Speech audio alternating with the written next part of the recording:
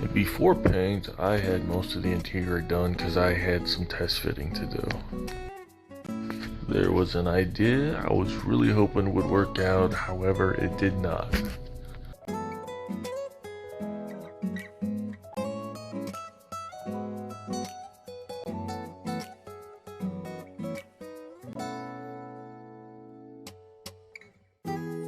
On the 1-to-1 car, there is not supposed to be a panel gap there, and I was hoping I could glue it all together and have those sealed shut and still be able to slide the full interior tub in.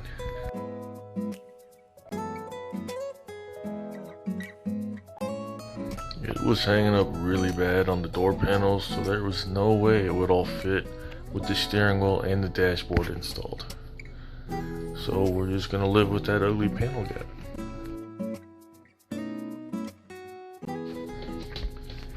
I am also going to assemble it this way.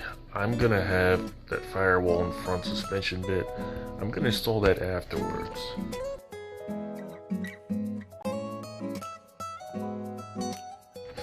And I apologize, this here's off camera. I had to use my teeth to open that glue jar, and I just kept the body right there. So you're not missing much. I'm just gluing the door panel in place.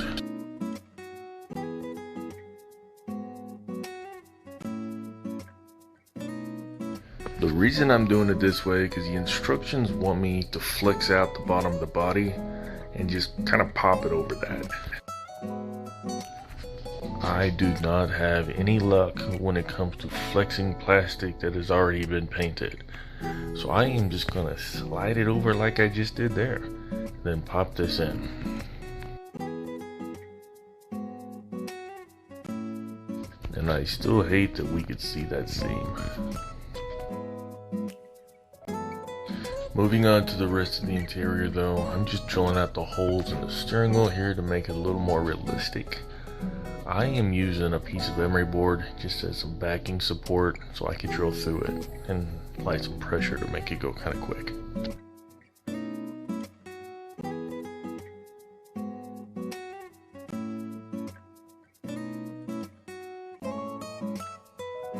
The only brown I could find to simulate the wood is Model Master's Rust.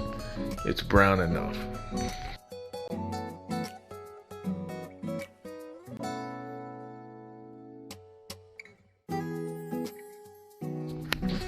And for those of you who like to build Porsches, this Model Master's Rust is the closest match you're going to find to that terracotta that they do for their interiors without having to mix up anything on your own.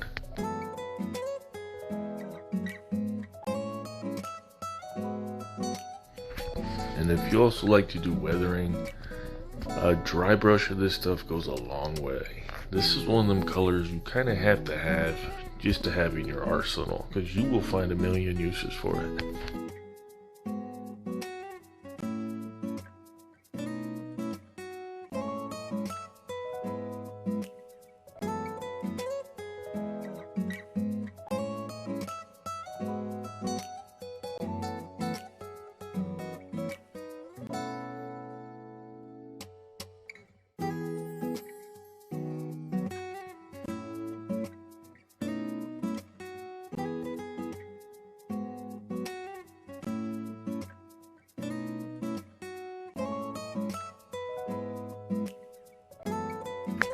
And to fill these sinkholes, I'm gonna go to my good old friend super glue. I mentioned it before and I will say it again. I love to use super glue because I hate putty. I will only use putty if there's a place I could not get to easily enough to sand, because I could still level that with an X-Acto blade. However, if I could sand it, I'm gonna fill it with super glue.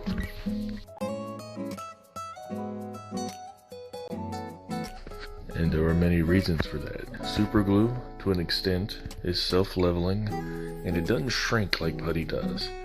And I've never had super glue flake off under a sealed paint job with clear. I've had putty do that twice.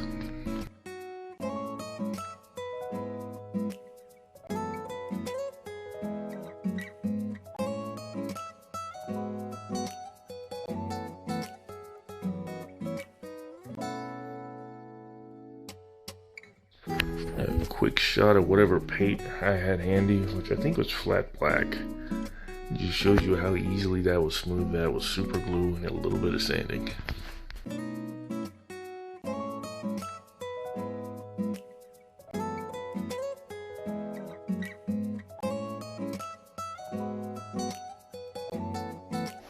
A hideously overproportioned shifter. That is an eyesore in that interior. I still don't know what that is. It only shows up on camera.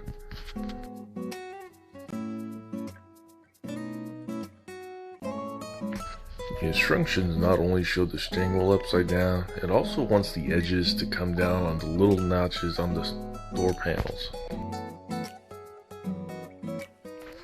Following those instructions, the dashboard would sit directly on top of the shifter, and we all know that's wrong.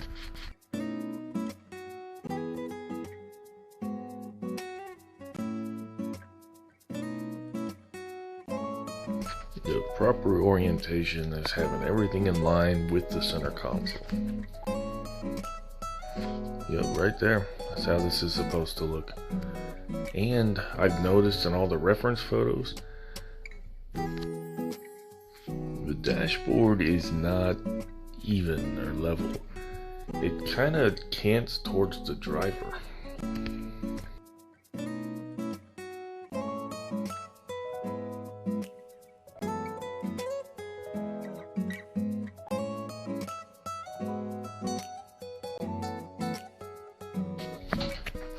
Right here I got that firewall and front suspension bit just kind of held in place so I can line up this steering wheel. There's a reason for that we'll go over shortly.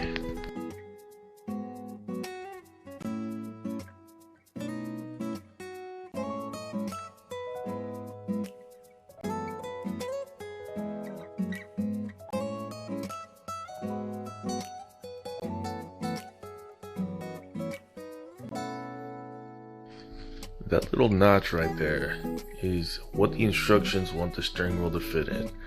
If we did that, the steering wheel would be at an angle facing the passenger seat.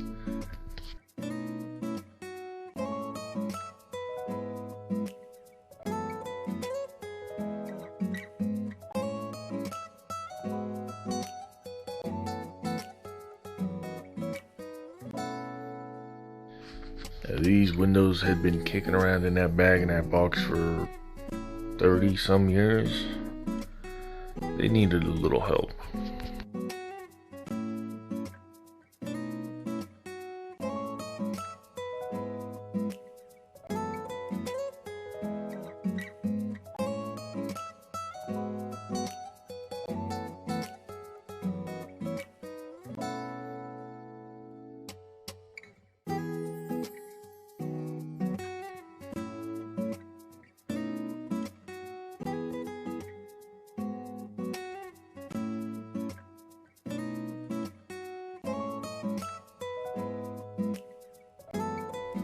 And the windows, surprisingly, they just snap into place. I said it during the unboxing, these window assemblies, plates, whatever you want to call them, they're very easy to install, but they tend to be really thick and they just look more toy-like. They are easy to install.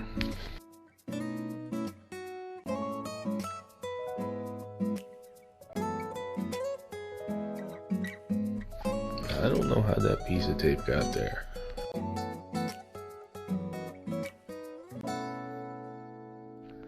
And the front window, surprisingly, was just as easy. However, since they just pop in, they were kind of loose and I just didn't trust them, so I gave it a little bit of the UV glue just to secure them more.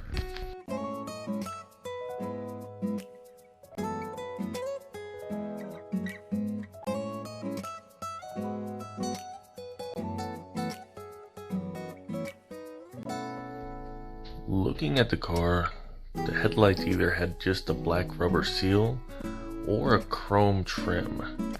I didn't like the chrome trim because I mocked it up and it just, with the way the headlights are in this car, it looked two-dimensional. It just didn't look right, so I went with the black trim, and I just did that here with a Sharpie.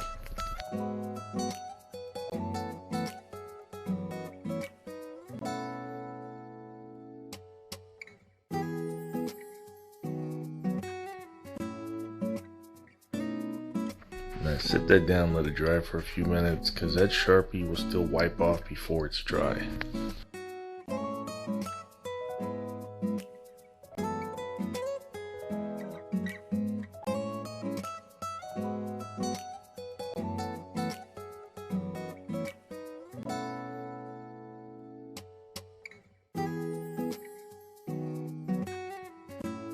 And the headlights install on the back of this core support.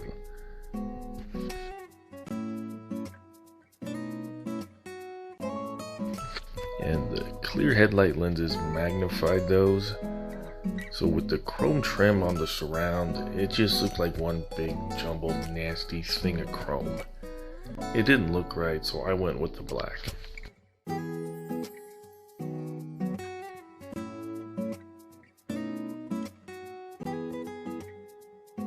And make sure these are level with the rest of the chassis, otherwise the hood will not slide over them.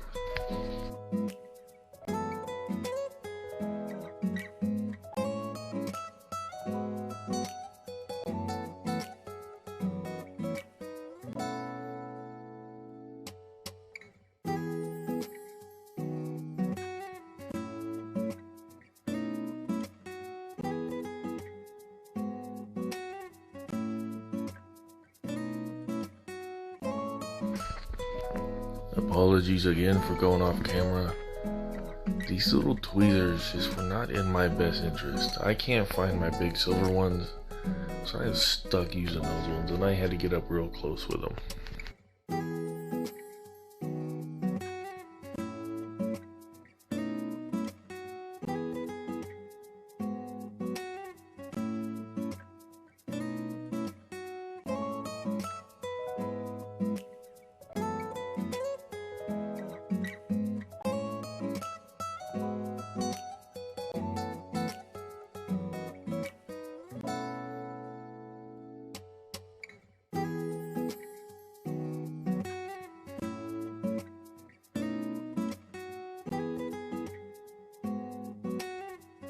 The engine was a bit fiddly. It installs from the top and then mounts from the bottom of the frame mounts for the engine. Not very wise.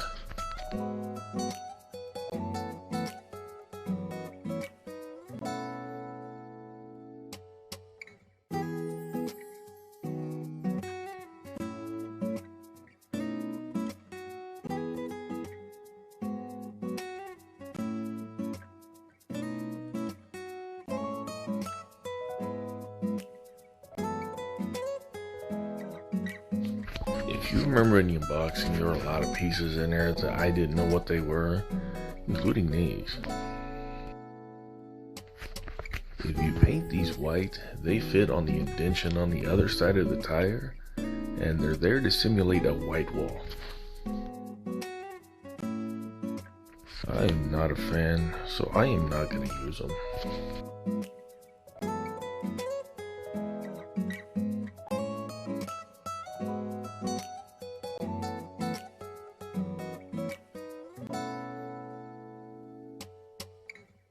If any of you do build this, make sure this notch on the bumper faces up, otherwise you're not going to be able to get your side markers in place. I had originally thought it was a casting flaw, so I mounted them facing down. Also, that shelf or misalignment is supposed to be there so you can align the bumper with it.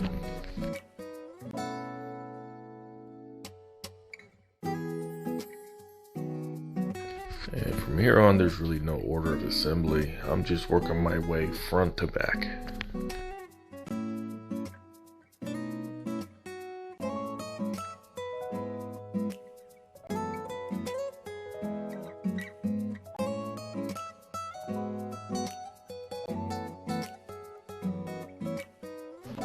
According to the reference photos, those ugly gaps are supposed to be there. I guess the theory was that the bumper would take all of the impact and leave the body unharmed.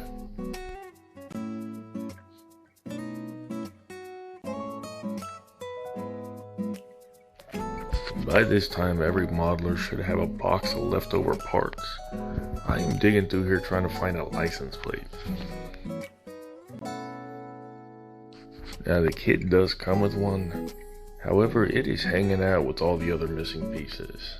I didn't have it. Now I live in Kansas where they do not mandate a front license plate, so when I build my kits, I do not put front license plates on them. So I have a lot left over. And oddly enough, the Eurospec license plate is too wide to fit down in there. I even painted that and everything. What a waste of time. If you notice the camera shaking there, I had hit it with the beak of my hat and I knocked this kind of out of frame. Sorry. Now use that glue because it doesn't immediately set and gives me time to position this.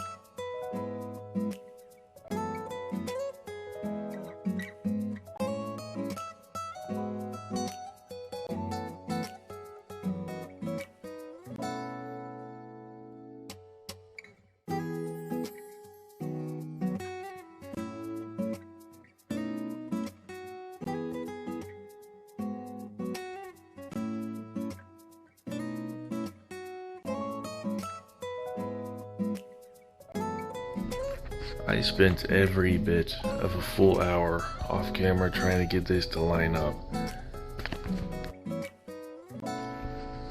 I finally gave in and watched other builders who'd done this car on YouTube. Not a lot of people building this car. However, I did find a lot of 1/8 scale builds of this car. From what I saw, the hood is either glued shut or it's glued open. You do not have the option for both. And I will glue that core support to the hood later when I decide whether I want the hood to be glued open or glued shut. Well, that's it, my friends. That is another build done. I'd like to thank all of you again for watching. Stay tuned for the next build. Don't forget to like, subscribe. See you on the next